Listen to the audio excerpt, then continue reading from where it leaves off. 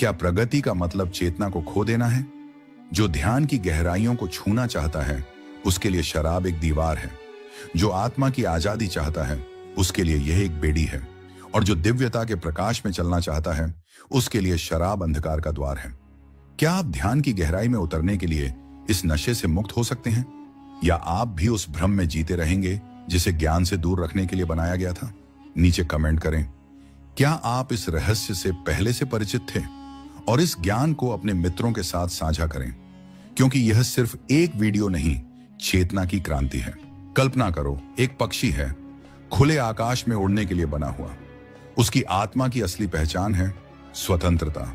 लेकिन अगर उसी पक्षी को एक सोने के पिंजरे में बंद कर दिया जाए, जहां हर सुविधा हो पर उड़ने की आजादी न हो, तो क्या वह सच में आजाद है?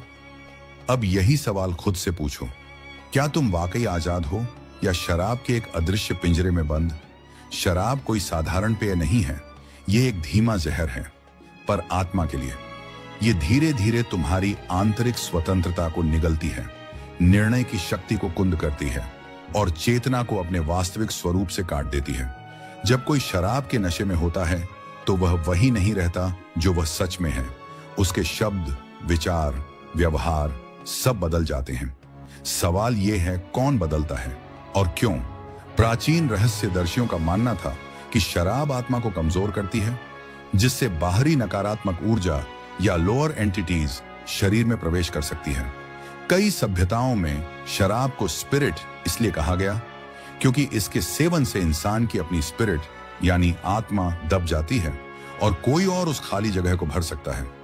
ये एक अलक्षित जेल है जिसमें न जंजीरें दिखती हैं न दीवारें, पर कैद इतनी गहरी जेल में कैदी।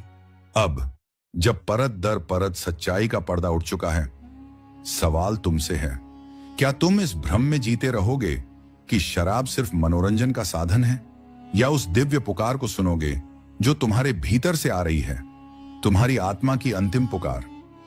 हर बार जब तुम नशे का एक घूंट लेते हो, तुम्हारी चेतना एक कदम पीछे हटती है, और हर बार जब तुम सजग होकर इनकार करते हो, तुम्हारी आत्मा और मजबूत होती है। यह सिर्फ आदत बदलने की बात नहीं है, यह आत्म मुक्ति की लड़ाई है। कॉन्शियसनेस वर्सेस कंट्रोल की वो जंग जो भीतर ही लड़ी जाती है।